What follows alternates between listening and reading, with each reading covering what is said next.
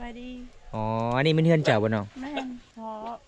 ปะเฮาแล้วไอพ่อปะเจ้าแล้วสบายดีเด้อแม่เฒ่าสบายดี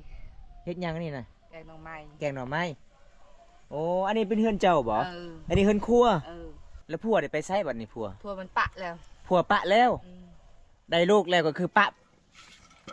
โอ้ปะกันบ่แม่นเจ้าปะผัวหรือว่าผัวปะเจ้าพัวปะเฮาแหละโอ้หลังจากได้ลูกหลายคนก็คือผัวปะเลยลูกสาวพี่น้องเจ้าอายุจักปีแล้ว16 ปีเจ้าบ่ซอยเวียกอีเม่เวลานอนก็หนาวแห้งบ่น้องหนาวแหละอ๋ออันนี้คือนำกลิ่นทุกคนนำกลิ่นได้อันนี้จะเป็นห้องนอนของน้องกะอีเม่และกะน้องอันนี้คือห้องนอนอีเม่ห้องนอนค่อยอีเม่นอนอยู่ไสแม่นอนอยู่นี่อีเม่นอนอยู่นี่ประมาณสำนี้เนี่ยทุกคนเห็นบ่ถ้วยก็บ่มีอันนี้นำกินตอนนี้เนาะถ้วยก็พอบ่ให้เลยถ้วยแต่น้ำบางให้เลยเป็นยังคืออีพ่อของน้องคือเลิกกับไอ้แม่น้องฮู้บ่บ่ฮู้คือกันหลังจากนั้นก็เห็นอีพ่อไอ้แม่เลิกกันก็เลยอีพ่อก็บ่ให้ยังเลยบ่ให้ยังอ๋อถ้วยก็บ่ให้ยังก็บ่ให้เบิดเครื่องของเจ้าบ่แม่นนี่เครื่องข่อยอันนี้เครื่องเจ้าอันนี้เครื่องน้องข่อยกับไอ้แม่แม่นเครื่องข่อยหมดซ้ำนี้แหละโดยอันนี้มันเครื่องซาวแมวให้บ่น้องเขาบ่ให้แต่ข่อยยืมนุ่งเนาะโอ้ซื้อนุ่งก็บ่มีแม่นแล้วก็ผ้าบัดนี่น้องได้มาติดใส่ผ้าบัดมามุงหลังคานี่ชาวบ้านให้นะชาวบ้านให้อีกแม่นเขาให้ยืมเนาะเขาให้ยืมบ่น้องถ้ามีเงินก็ซื้อซาซีละเฮ็ดเฮือนใหม่อ๋อถ้ามีสังกะสีก็คือเฮ็ดเฮือนใหม่ก็ส่งคืนเขาแม่นถ้วยก็บ่แบ่งหลังจากนั้นอีแม่กับอีพ่อเลิกกันก็คืออีพ่อเจ้าเสียหยังเขาบ่ได้เสียหยังเลยบ่ได้เสียหยังเลยเขาก็บ่ให้แค่ช่องก็ซ่อม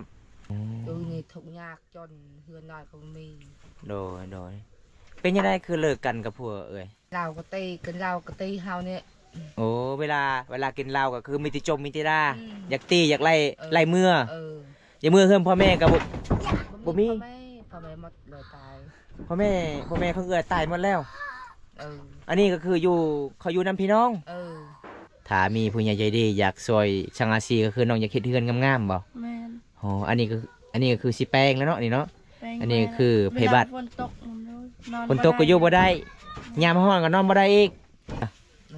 ซอยเจ้าซื้อเกลือซื้อมินัวเด้อบอมตากับบ่มีเงินคือกันทุกคนเลยแล้วก็ผ้าห่มก็ประมาณส่ำนี้เนาะคันถ้ามีผู้ใหญ่ใจดีอยากซอยผ้าห่มเก่าๆแม่อยากได้บ่ได้ยังได้อยู่เนาะน้องสาวเย็นเล่าเรื่องราวแล้วก็เป็นตาไอ้ต้นลายเด้ทุกคนเบิ่งพี่น้องเอ้ยเฮือนของน้องก็ประมาณส่ำนี้อันนี้คือแม่เพิ่นกำลังสิแกงหน่อไม้เนาะเฮือนครัวก็เจ้าเฮ็ดเองบ่เฮ็ดกับซาวแมวเฮ็ดกับซาวแมวโอ้ยังมีซาวแมวใจดีอยู่เนาะมาซอยเนาะอันนี้ก็เสือซาวแมวบ่ให้เจ้าบ่ยืมนุ่งโอ้เบิ่งทุกคนอันนี้ก็เป็นเฮือนเขาเจ้าชาวบ้านเขาเจ้าก็จะเป็นเฮือนงามเฮือนใหญ่เลยแต่เฮือนของน้องอยู่กับอีแม่เพิ่นก็ประมาณส่ำนี้ล่ะทุกคนเลยอ้ายขอถามได้บ่ได้ความพันน้องกับอีแม่ตอนนี้อยากได้หยังกันทานี่อยากได้เพบัดมุงหลังคาบ่น้องแม่นโอ้ก็คือตอนนี้ก็คือถ้าฝนตกก็อยู่บ่ได้เนาะแม่นอยู่บ่ได้นะอ๋อเพบัดก็คือเพบัดยืมทางชาวบ้านแม่นยืมถ้าเขามีสังกะสีมื้อหน้าก็คือเขาเจ้าก็สิเอาคืนแม่นเป็นปูก็คือเป็นปูเขาเจ้าบ่ยืมบ่เป็นเข้ามาทำอ๋อก็คือความพันน้องตอนนี้ก็คืออยากได้เพบัดมามุงหลังคาเนาะความพันที่2น้องอยากได้หยังอยากได้ผ้าห่มโอ้อยากได้ผ้าห่มกับเสื้อนุ่งนั่นแหละยามหนาวกับบ่มีผ้าห่มที่นุ่ง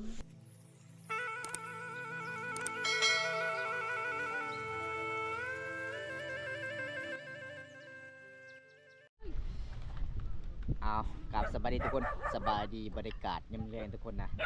มื้อนี้บอมตากลับมาเดินทางในหมู่บ้านนี้ก็จะเป็นเฮือนหลังนึงทุกคนเลยแล้วก็เฮือนนั้นพี่น้องเดี๋ยวบอมตากะสิขึ้นไปถามเขาเจ้าก่อนแบบใดพี่น้องคือเจ้าอยู่เฮือนศาลบ้านช่องคืออยู่แบบนี้ทุกคนบางคนก็หมู่บ้านนี้ก็จะเป็นเฮือนใหญ่ๆหลายๆคนแต่เฮือนหลังนี้จะเป็นเฮือนเดียวพี่น้องน้อยที่สุดทุกคนไปชมกันทุกคนบรรยากาศยามแลงทุกคนเลยบอมตาเดินทางกะน่าสิแปลกๆหลายเบิ่งเฮือน ครอบครัวนี่พี่น้องก็คือเขาเจ้ากะใส่แพร่บัตรมุงหลังคาแล้วก็มาแอม ทุก อ๋ อ อย่าง ไป อันนี้บ่สบายดี สบายดี อ๋ออันนี้มันเฮือนเจ้าบ่น้อง แม่น อ๋ออยู่นำกันจักคน 5 คน 5 คนอีพ่อเจ้าเด้ อีพอปะเฮาแล้ว อีพ่อปะเจ้าแล้ว แม่น ปะกับไอ้แม่อันนี้แม่บ่ แม่น โอ้สบายดีเด้อแม่เฒ่า สบายดี เฮ็ดหยังอันนี่น่ะ แกงน้องไม้ แกงหน่อไม้โอ้อันนี้เป็นเฮือนเจ้าบ่ เออ อันนี้เฮือนครัว เออ โอ้อยู่นำกันจักคนอีแม่ 5 คน 5 คน โอ้แล้วผัวได้ไปไสบัดนี้ผัว พวกมันปะแล้ว ผัวปะแล้ว อืม ได้ลูกแล้วก็คือปะ เออ โอ้ปะกัน เออ บ่แม่นเจ้าปะผัวหรือว่าผัวปะเจ้า พวกปะเฮาแหละ โอ้หลังจากได้ลูกหลายคนก็คือผัวปะเลย เออ บ่แม่นว่าผัวของไอ้แม่นี่เอาเมียใหม่บ่ตอนนี้บ่อ๋อก็เลยอันนี้ก็คือ เวลานอนก็คือนอนจุดนี้เนาะโอ้ทุกคนอันนี้ลูกสาวบ่ ผู้สาว โอ้ลูกสาวพี่น้องเจ้าอายุจักปีแล้ว 16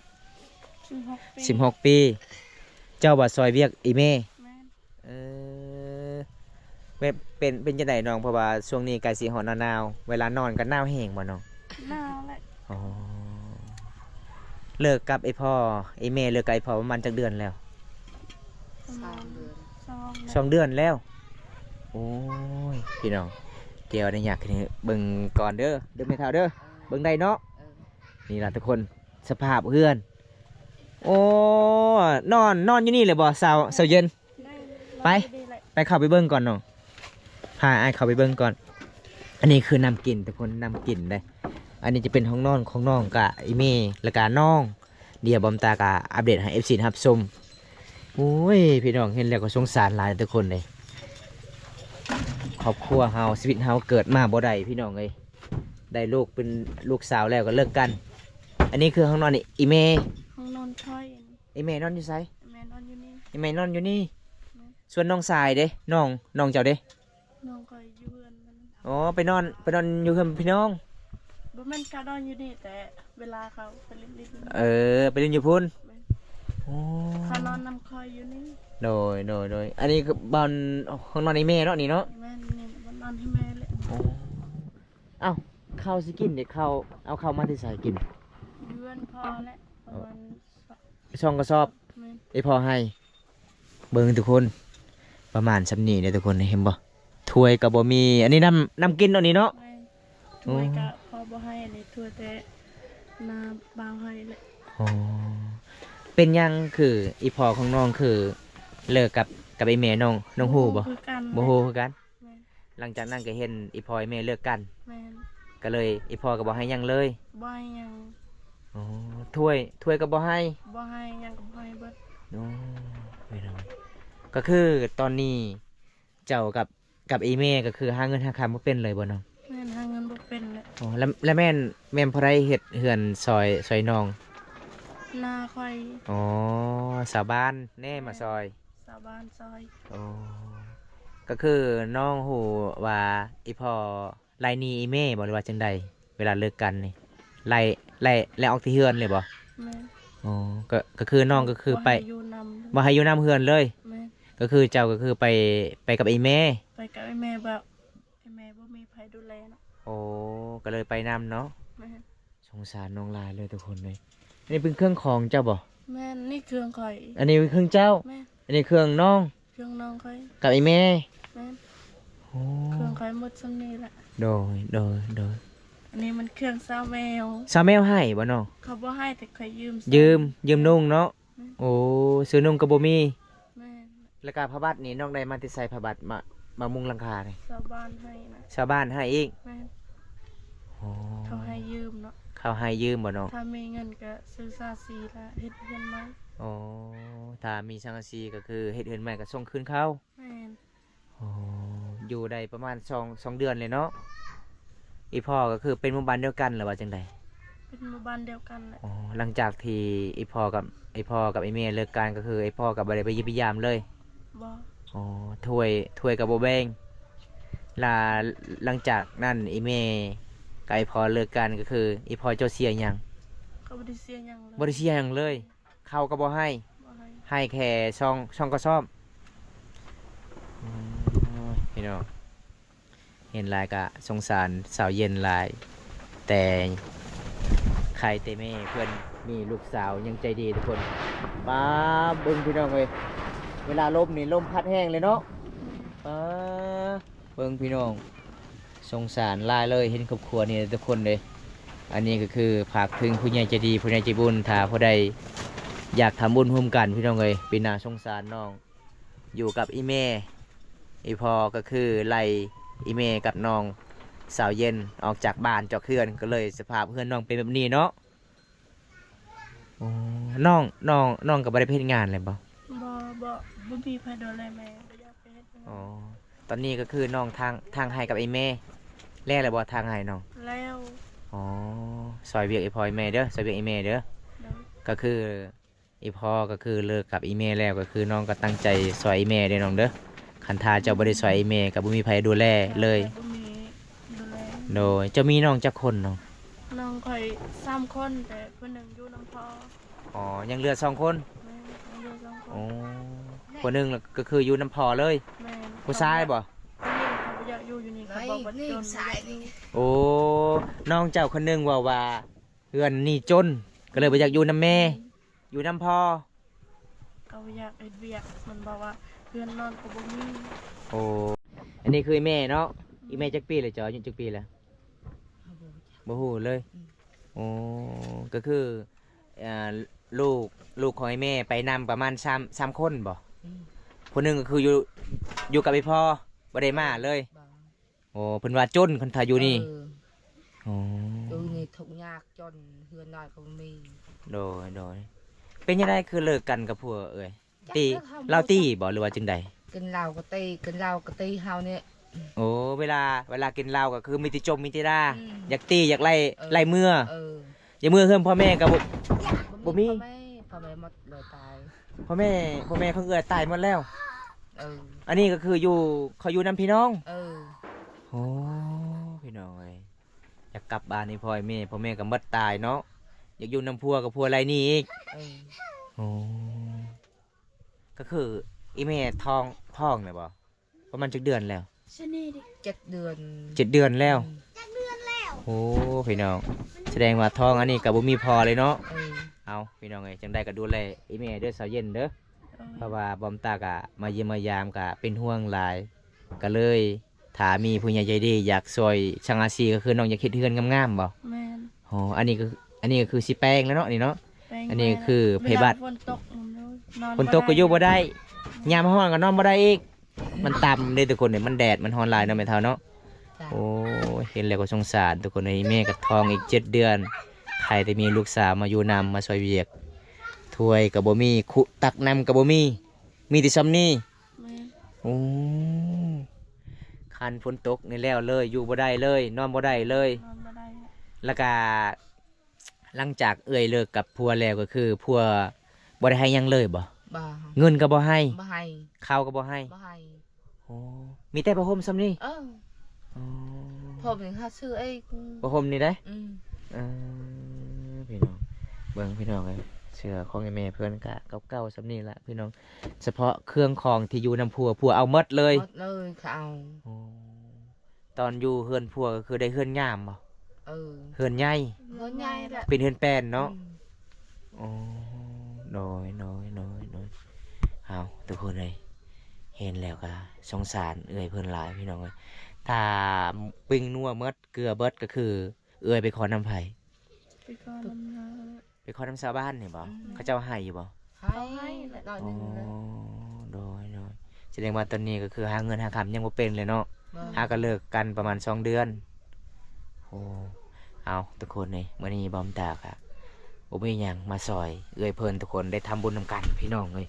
เพราะว่าบอมตาเดินทางก็เห็นครอบครัวนี่ล่ะพี่น้องที่ยากจนที่สุดเลยพี่น้องก็เลยเป็นน่าสงสารไอ้แม่แล้วก็ลูกสาว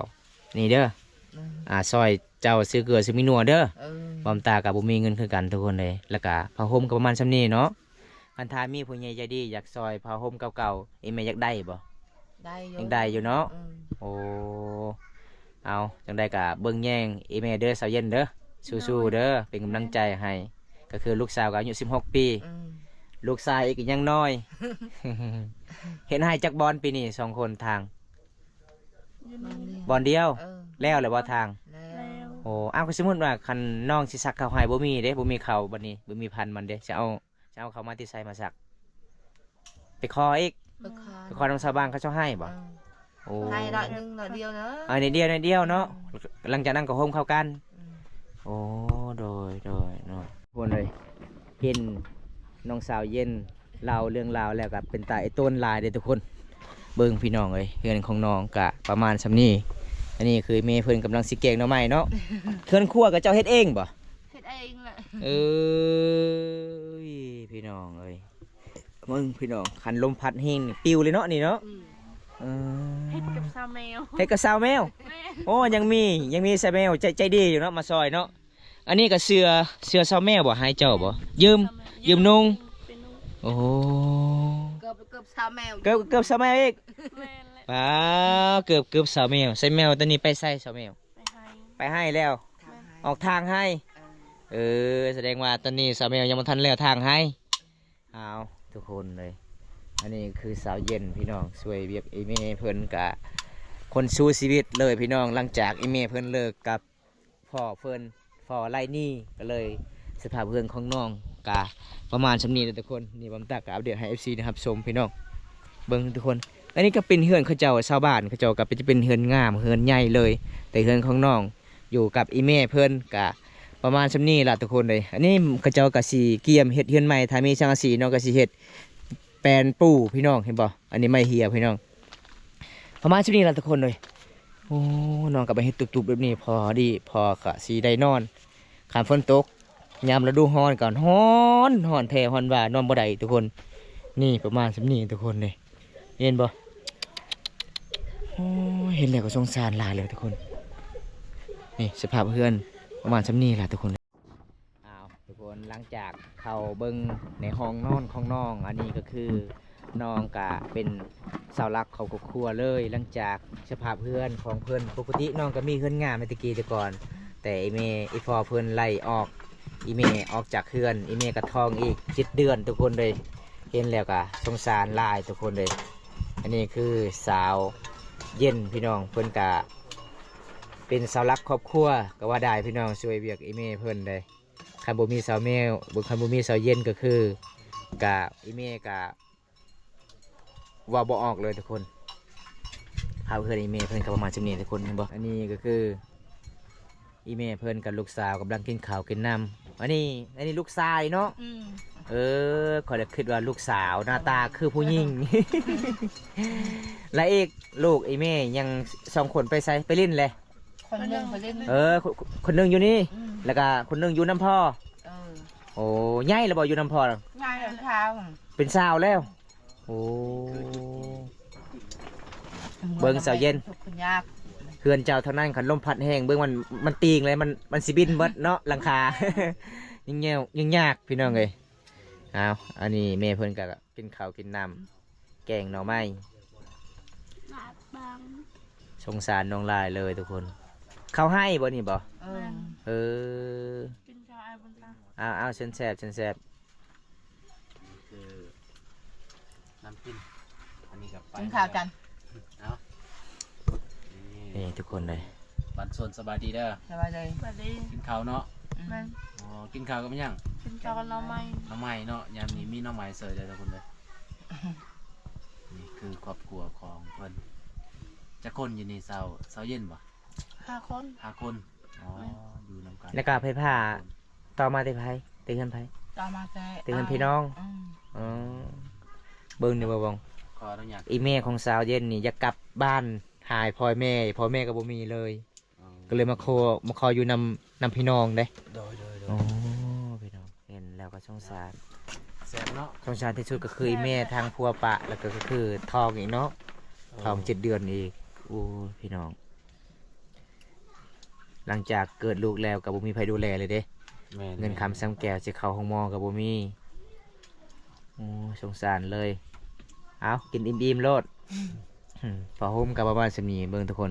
ผ้าห่มที่อีเมลเช้าเย็นซื้อใหม่ผัวเอาเบิดบ่ให้เลยนี่เห็นบ่ทุกคน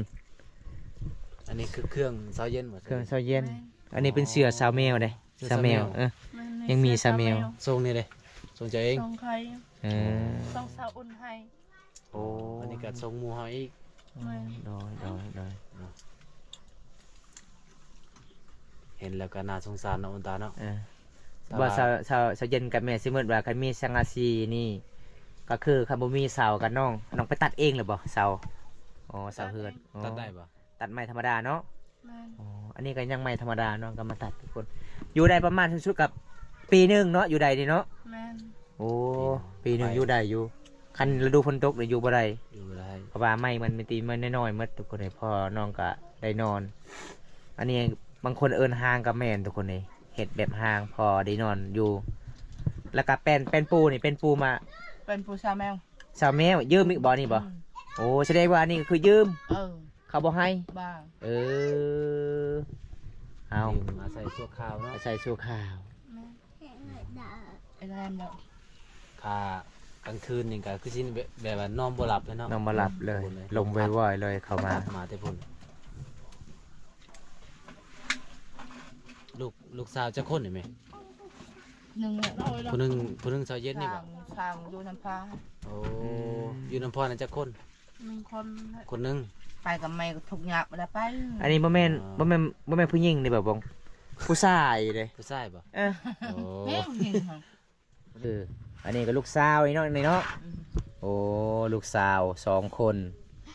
ลูกชาย1 คน ลูกสาวคนหนึ่งบ่ได้ไปนำเพิ่นว่าถ้าอยู่นำแม่ทุกข์หรืออยู่นำพ่อก็แม่นเลยทุกคนนี่ถ้าอยู่นำแม่อีแม่ก็บ่มีหยังเลยอีพ่อบ่ได้ให้หยังอันนี้อายุจักปีอะไรนี่นะ ไปหลังเห็น บ่ฮู้เลยบ่ชื่อเลย ไม่เจอเลย เออ เพราะว่าไอ้เมย์ก็บ่ได้เรียนหนังสือเนาะ พอเลยเห็น โอ้ทุกคนเด้อมาเสาเย็นมาอยู่พี่นะจักเดือนแล้วเนาะ มัน2 เดือนแล้ว 2 เดือนแล้วอ๋อ2 เดือนแล้วทุกคนเด้อให้ปีนี้ก็ทางอยู่บ่ แล้วนะ แม่เพิ่นก็ถือพาประมาณ6-7 เดือนบ่มันตา อืม 7 เดือนเลยเนาะ 7 เดือน 7 เดือน 7 เดือนแล้ว อีก2 เดือนก็สิคลอดลูกแล้วทุกคนเด้อชีวิตคนเฮาก็เกิดบ่ได้เนาะเสาเย็นเนาะ แม่น เกิดมาเลือกบ่ได้ แม่น คันสิเลิกก็เลิกก็คือตอนยังบ่ได้ลูกหลายเนาะอันนี้ลูกได้4-5 คนเลิกกันโอ้คันอีเมชาวเย็นนี่ยังมีพ่อแม่กับใครอันนี้ก็คือก็อยู่นำพี่น้องแบบพี่น้องแท้ๆกับพ่อแม่นี่เด้ อ๋อ เป็นพี่น้องชั่วคราวก็เลยเขาเจ้าก็ยังหับให้เพิ่นอยู่ใดถ้าสิกลับทางพุ่นก็จักสิอยู่บ่อนใดดินสิปลูกเคลื่อนก็บ่มีนี่ล่ะทุกคนอยู่นำกัน 4-5 คนพี่น้องเอ้ยเพื่อนก็ประมาณส่ำนี้เบิ่งแล้วก็สงสารเลยเอาทุกคนเลยมื้อนี้ก็หลังจากมาเล่นมาแอนแล้วก็เบิ่งเฮือนสานบ้าน2น้องอยู่กับอีเมและก็น้องของเพิ่นก็เป็นน่าสงสารหลายเลยทุกคนขาดเคินมีหลายอย่างเลยพี่น้องอันเสาเย็นตอนนี้อ้ายขอถามได้บ่ ได้ ความพันน้องกับอีเมตอนนี้อยากได้หยังอันท้าย ได้ นี้ ไปบัตรนะ อยากได้เพย์บัตรมุงหลังคาบ่น้อง แม่น โอ้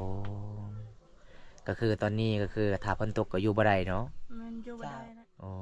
เพย์บัตรก็คือเพย์บัตรยืมทางชาวบ้าน แม่นยืม ถ้าเขามีสังกะสีมื้อหน้าก็คือเขาเจ้าก็สิเอาคืน แม่น เป็นปูก็คือเป็นปูเขาเจ้ามันบ่ยืมบ่ เออ เป็นข้าวมัดเขาอ โอ้ ยู่ ก็คือความพันน้องตอนนี้ก็คืออยากได้เพย์บัตรมามุงหลังคาเนาะ แม่นอยากได้ ความพันที่สองน้องอยากได้หยัง อยากได้ ผ้าห่ม ผ้าห่ม เสื้อนุ่ง โอ้อยากได้ผ้าห่มกับเสื้อกับเสื้อนุ่ง แม่นแหละ แสดงว่าตอนนี้ก็คือใกล้สิฮอดหน้าหนาวเนาะ แม่น เสื้อ เวลายามหนาวกับบ่มีผ้าห่มที่นุ่ง โอ้ผ้าห่มที่อยู่กับไอ้เมหรือว่าอยู่กับไอ้พ่อตอนนั้นก็คือไอ้พ่อเอาหมดเลยบ่ให้อันนั้นบ่อยากส่งนํเลย แม่น โอ้เอาใส่ผู้เดียวหมดเอา แม่นแหละ ทุกคนเลยผ้าห่มที่ตอนดำรงชีวิตอยู่กับไอ้พ่อเพิ่นไอ้แม่เพิ่นซื้อแล้วก็ไอ้พ่อบ่ให้หมดก็คือยังเหลือที่ซ้ำนี้ความพันน้องตอนนี้ก็คืออยากได้ผ้าบัตรกับผ้าห่มถ้ามี สังกะสีโอกาสหน้าน้องก็สิมาแปลงเฮือนใหม่เลยเนาะ แม่น พอเฮ็ด ทำไมเลย อ๋อพอให้ได้เฮือนงามๆคือหมู่คู่ๆเนาะ โดย โอ้ทุกคนเลยวันนี้กะบอมตากับบุมีหยังหลายพี่น้องเลยพา FC นะครับชมกะอัปเดตเพื่อนสามบ้านซองอีเมเพื่อนแล้วก็น้องสาวเย็นอายุ16 ปีเพียงแค่16 ปีเลยทุกคนเลยแต่น้องกะเป็นเสาหลักของครอบครัวเห็นอีเมกะทองอีกพี่น้องประมาณ7 เดือนแล้วพี่น้องกับบุมีใครดูแลเลยถ้าพอได้รับชมคลิปนี้แล้วกะอย่าลืมฝากกดไลค์กดแชร์นี่เด้อพี่น้องเลยฝากเป็นกำลังใจได้ทำบุญนำกันพี่น้องเลยถ้าพอได้มีเสื้อผ้ามือซองกะ สามารถช่วยเหลือได้พี่น้องสามารถติดต่อทางทีมงานบอมตาได้บ่าววงเผามังกรหรือว่าซองบอมตาได้พี่น้องเอ้ยเขาก็ไปทำบุญร่วมกันโอกาสหน้าถ้ามีเวลาว่างบอมตากะมาเยี่ยมมาอย่างกันใหม่เด้อสู้ๆเด้อสาวเย็นเด้อ แม่ จ้ะ น ช่วยเวียงอีแม่บ๊ายบายนี่เด้อ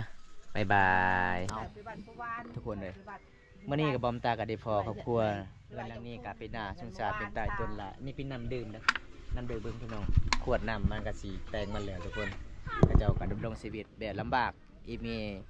เมของสาวเย็นก็คือไอพอไอแม่ก็คือจากไปเบิดก็เลยขออยู่นำพี่น้องในหมู่บ้านนี้พี่น้องเลยตะกี้ก็คือ